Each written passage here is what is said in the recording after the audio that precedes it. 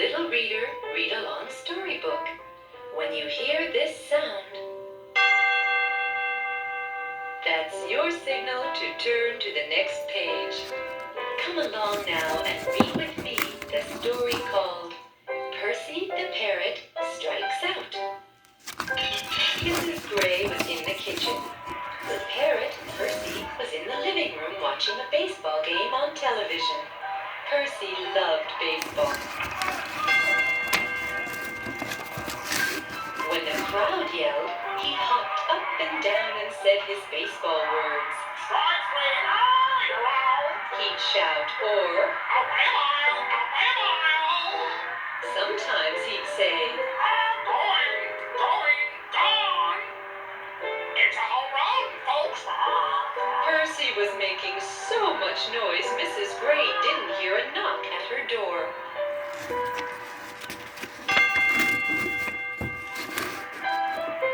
The knock came again. This time Mrs. Gray heard it and opened the door. There stood 9 boys in baseball uniforms. The words White Sox were on their shirts. Mrs. Gray knew Benny. "Hello, Benny," Mrs. Gray said. "We've come to ask if we can have Percy for the afternoon," said Benny. Mrs. Gray was surprised.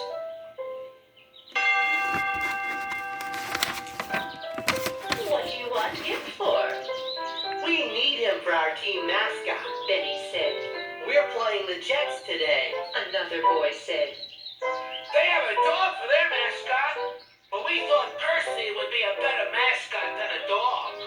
"Oh dear, I don't know about this," said Mrs. Gray. "Why?" asked Benny. "Percy loves baseball." "Yes, I know he does," said Mrs. Gray. "But he always gets into trouble when he goes outside," "We'll look after him," said Benny.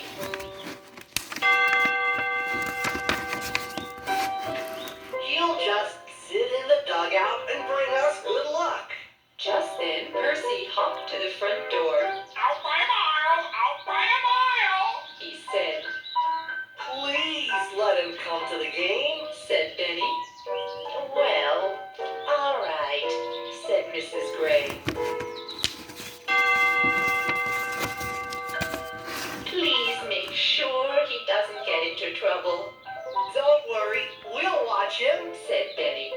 Mrs. Gray put Percy on Benny's shoulder. Away they all went. The Jets were throwing balls when Benny and the White Sox got to the park. The Jets saw Percy. They started to laugh.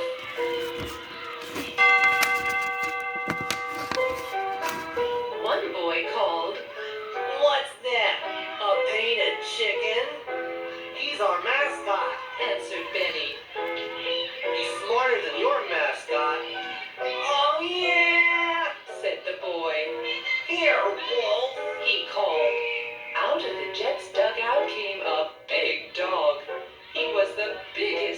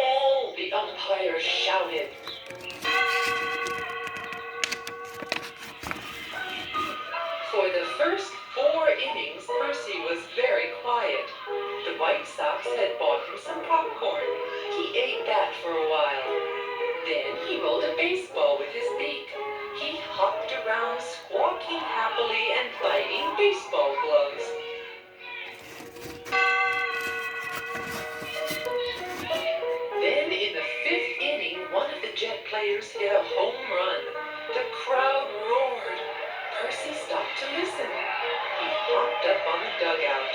Going, gone! It's a home run, folks! He called. The crowd laughed.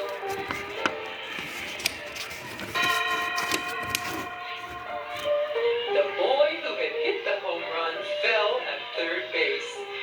He was very angry at Percy. The next boy up for the Jets hit a ball and ran to first base. Safe! Cried the umpire.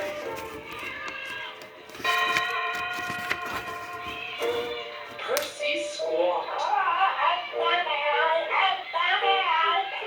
All of the Jets were angry at Percy. The umpire walked over to the White Sox dugout. You'll have to keep that bird quiet or out he goes. Okay, I'll try. Said Benny. The umpire walked toward home plate. He fell over a baseball bat. He tossed it out of the way. Wolf thought that the umpire wanted to play. He ran out of the dugout, picked up the bat, and ran to home plate. He took a big, happy jump and landed on the umpire.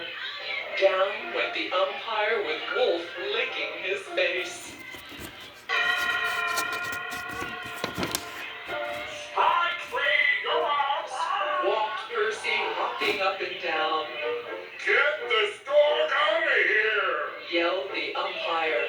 All of the boys tried to pull Wolf away, but Wolf wanted to play. He took the umpire's cap and ran across the field.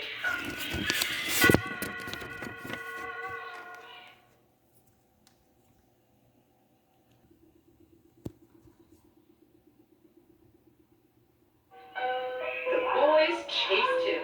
Percy wanted to play too. He flew after Wolf and tried to get the cap. That's it! Yelled the umpire. The animals go, or I go. If I go, that's the end of the ball game. But we can't catch Percy and Wolf. Said Benny. Then I'm leaving. Said the umpire. The boys didn't know what to do. Just then they heard a whistle. It was Mrs. Gray. She had brought Percy's birdcage with her. Percy flew over and landed on her shoulder. Wolf ran to her too. Before he could jump up, Mrs. Gray said, "Sit and stay." Wolf sat and stayed.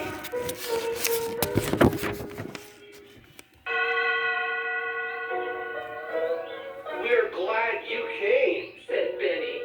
We had trouble with our mascots. Well, they're all right now, said Mrs. Gray. Go on with your game, But we don't have an umpire. said Benny. Mrs. Gray thought for a minute. I think I can help you, she said. I'll be your umpire. But first, there's something I have to do. In a few minutes, the game went on. It was the best game the Jets and the White Sox had ever played. The White Sox won by 1 run when Benny hit a homer. After the game, Benny went to Mrs. Gray. Thanks for Percy. He said, I think he brought us good luck.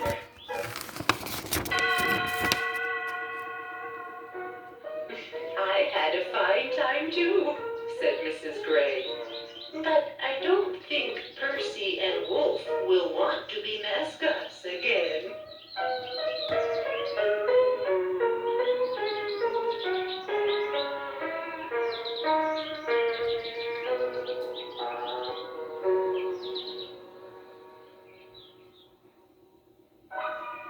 I hope that you've enjoyed listening to the story, Percy the Parrot Strikes Out.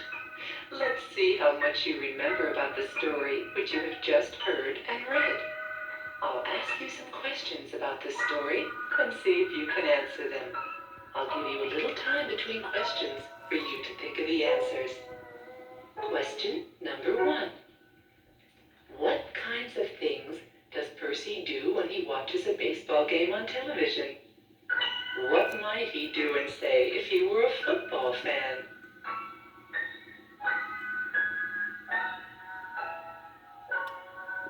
Question number 2. Why did the White Sox think Percy would be a better mascot than a dog?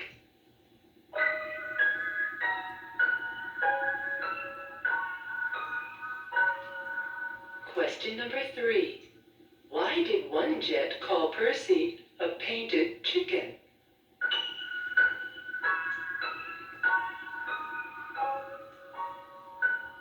Question number 4. Why did the umpire leave the game? If you were the umpire, what would you have done?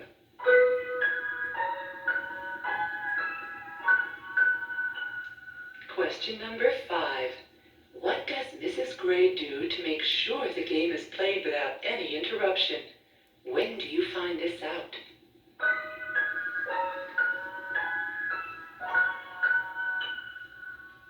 Here's an activity to see how well you listen.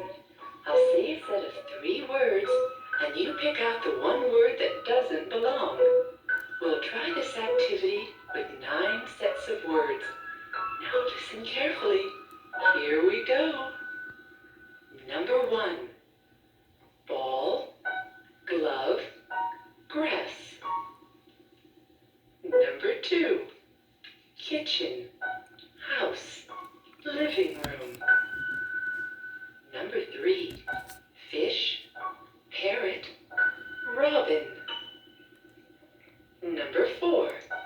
Jump, run, sleep. Number 5. Pitcher, gardener, catcher. Number 6. Morning, afternoon, year. Number 7. Jets, Mrs. Gray, White Sox. Number 8. Bats, shirts, pants. Number 9. Yelled, shouted, whispered. This next activity can be lots of fun, especially if you use your imagination.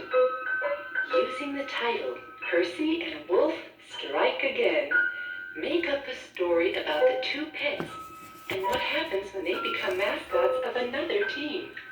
Remember, it could be any team, from a boys' football team to a girls' swim team. Here's an artistic activity to take part in. Using a round cereal box, cut out a cage for Percy. Now draw Percy on a piece of cardboard, paste him on a toothpick for a perch, and hang it from the top of the cage. Have fun!